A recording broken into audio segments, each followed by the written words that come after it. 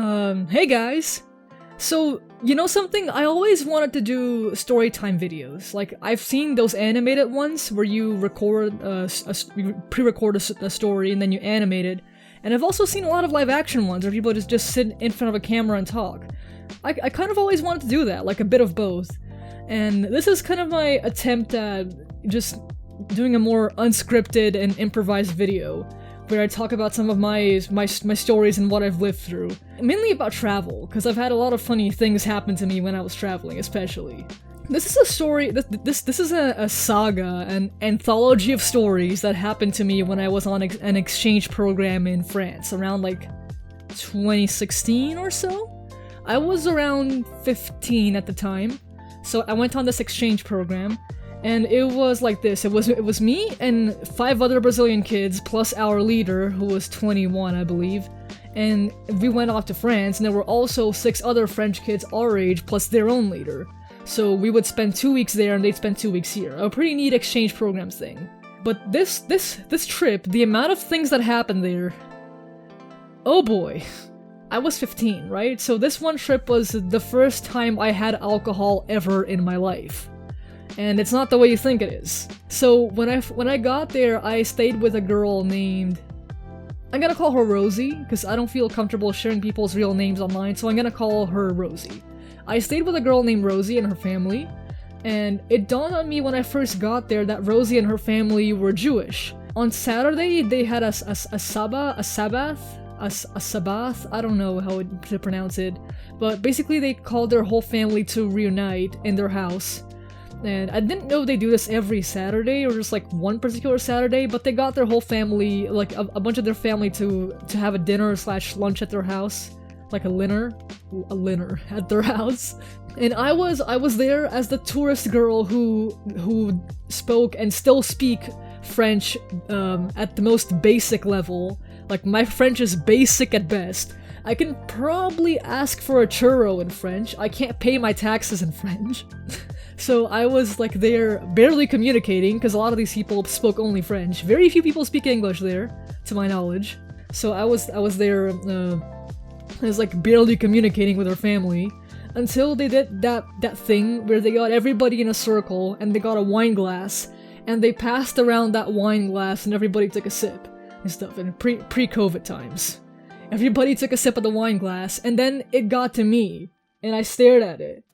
And then I looked at everyone around and they stared at me, and I stared at it again. Like, I'd never had alcohol in my entire life. I was always a good girl, okay? I never went out to parties, I didn't have many friends, so I was the furthest from a rebellious kid at that age. So, because of peer pressure, and also I guess curiosity, I was like, oh well, YOLO. And I took a sip, and oh god, I hated it.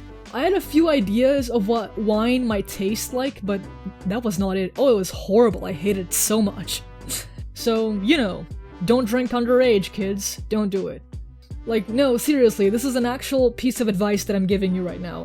A lot of people make alcohol out to be like the ultimate sign of maturity, or proof that you're a cool kid, because only cool kids drink alcohol. So if you drink alcohol, you're one of the big kids. And that couldn't be further from the truth. It just makes no difference to you as a person, whether you decide to drink or not.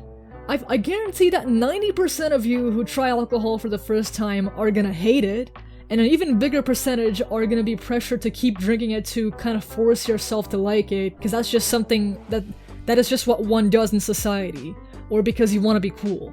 Don't do it. Just don't do it. Seriously. What's the point of forcing yourself to like something you don't like? Here on my channel, I am a good role model for the children. You see, I think of the children. Don't drink alcohol, kids, unless you are over age and you actually genuinely like it. And even then, you drink in moderation, don't drunk drive, all that kind of thing. Just take care of yourselves with alcohol, kids. It's not all it's cracked up to be. But, well, we're getting way too out of topic, so let's go back. Anyway, one of the most insane things that happened to me in this trip was the time when... You see, like, during the exchange program, there were a lot of things that all of us did together as a group. In France, they have a culture of being really independent. Like, a lot of these kids, like 14, 15, would take the subway and go all over Paris by themselves. And so one of these days, I went off with the group. We did an activity as the group, and then we all had to go home. Or we could like hang out at a park or get some ice cream or go home. Like we were all left to our own devices. And one of these days, Rosie said to me, "Hey, wanna go do something cool with me?" And I was like, "Yeah, sure." And by that point, it was like starting to get late. Like it was like 8 p.m., 9 p.m.-ish. I thought that we'd go out and have dinner somewhere, or she'd spoken to her parents. A spoiler, she didn't speak to her parents. So she took me to the subway. Mid-subway, while we were on the subway, she turned to me and said, "So actually, we're gonna go see my boyfriend. My parents don't know." And I was like... But like, as I said, I speak basic French. I'm along for the ride. I can't go anywhere without her. So there I was following her to go see her forbidden boyfriend that her parents didn't approve of or know of, to my knowledge.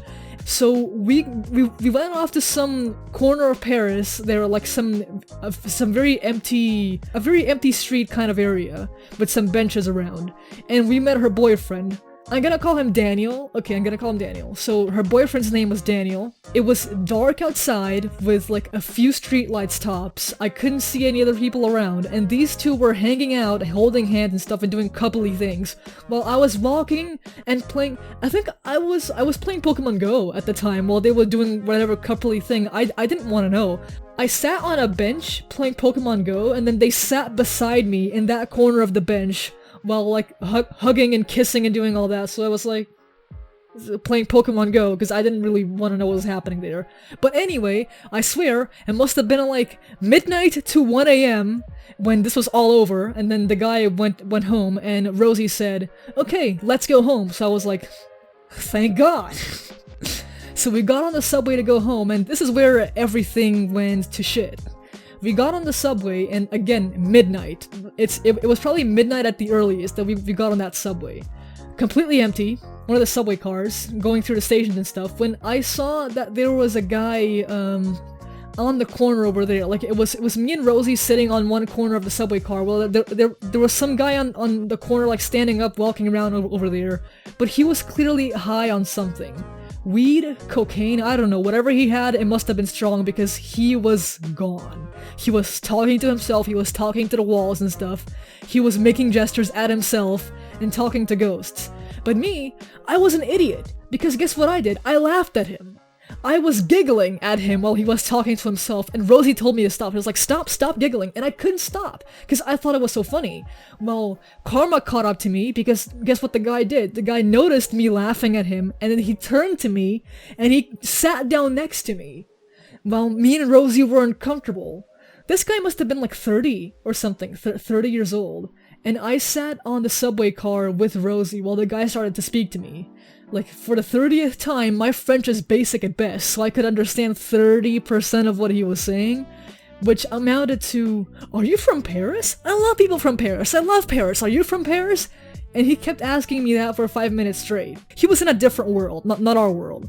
Anyway, the subway car stopped at one of the stations, and then Rosie dragged me by the arm. We exited the car, and then we went to the car directly behind it, while the guy stayed there talking to himself and stuff. The subway car doors closed, but the thing is, I could see him through the window of the car in front of me. So he was in the car in front of me, and he kept talking to himself. And I was more of an idiot, and I kept laughing at him. And Rosie didn't even bother at that point. I kept laughing. And the guy noticed me through the window of the subway.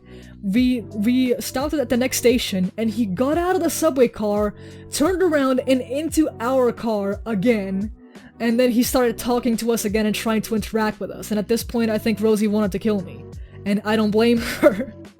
She kind of put me in danger by dragging me out to Paris at midnight alone, but also I put her in danger too by giggling at this guy and provoking him, I guess.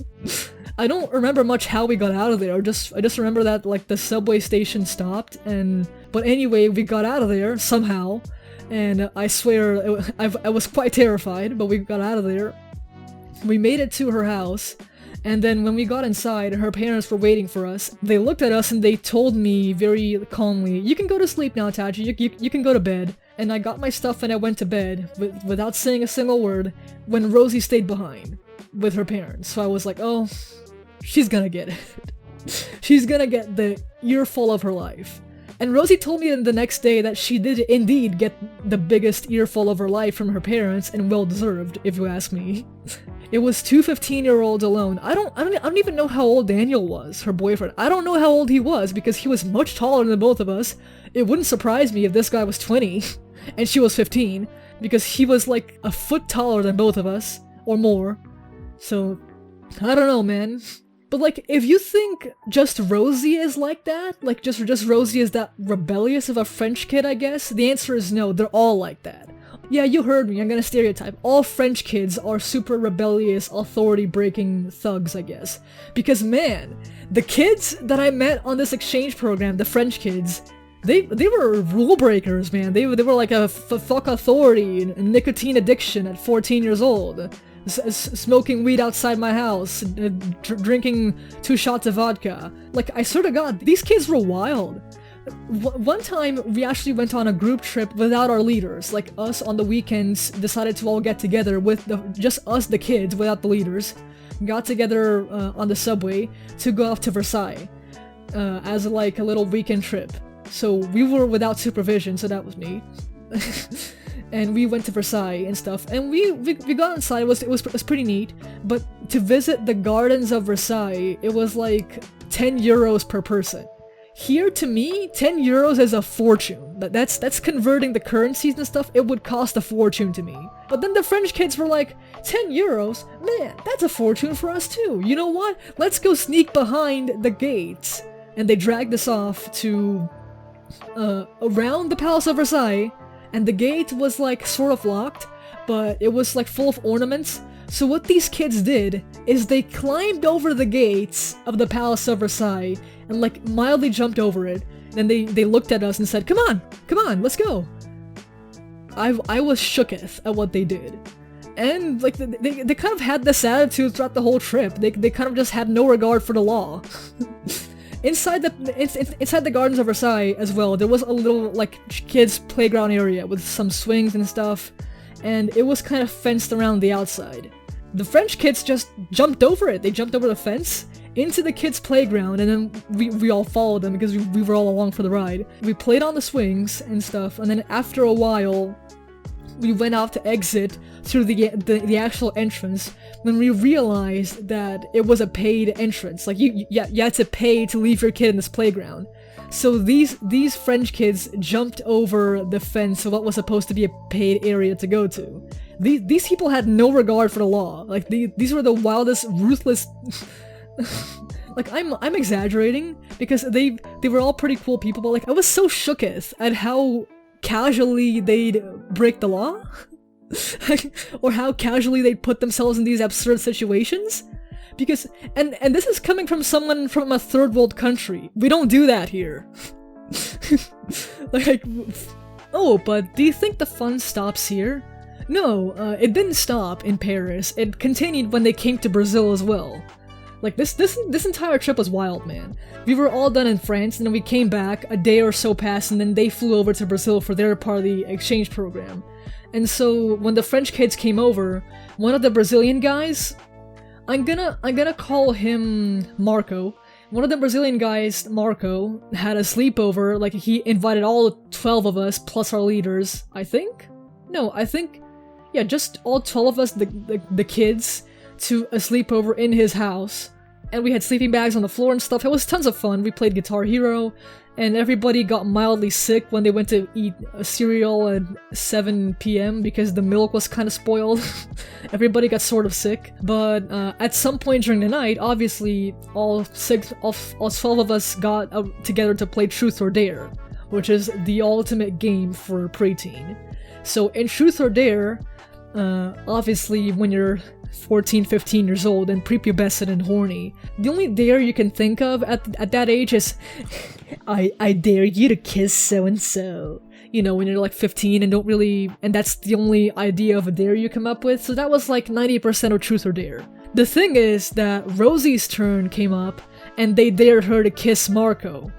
And first of all, she had a boyfriend in France that was probably legal. Or probably a 20-year-old with a 15-year-old, I don't know, but she had a boyfriend in France, and she kissed him as a dare. But like, here's the thing. I don't know if it's right, I guess. I have no idea if it's morally right to kiss someone for a dare, but it's one thing to kiss someone like strictly for a dare. It's another that while we were watching the movie, I looked to the side of the room and I saw them on the sleeping bag, kind of all cuddly and stuff, and all kissy. So I was like, that's kind of sus, and it's kind of weird, because she had a boyfriend back in France. But I guess country borders don't stop her. Country borders don't stop true love. And then Rosie came up to me the next day after we both went home to my house. She called me the next day. She came to basically ask me, hey, so I know I have my boyfriend in France, but when I kissed Marco yesterday, I felt kind of guilty, and I don't know, do you think it's right? So I was like, besides just the dare, everything else you did with Marco. And then she asked me, do you think it's right? So I was like, cause like, what do I even say? What do I say? This is such a morally gray situation that I literally don't know what to say. If it's right, if it's wrong, I don't know. I don't freaking know. I don't even know if her boyfriend in France was even her age in the slightest. So when she asked me that, it was like a punch to the throat immediately when she asked me that. I don't recall what I said to her. I think it just comforted her, like, hey, it's okay, it'll be alright. When deep down I was like, this is weird, man. This is so weird. And this is only one of the insane things that happened to me during one of these trips, because I've traveled to a lot of countries all over the world, and in some of these places that I've traveled to, some insane things have happened to me.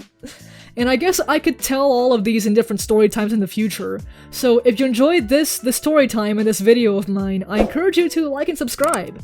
If you like hearing these kinds of videos, if you like hearing my stories and stuff, I can do more of these if you guys enjoyed it. So like and subscribe if you enjoyed my videos. Thank you so much for watching, you guys. And I guess I'll see you all next time. Thanks for listening.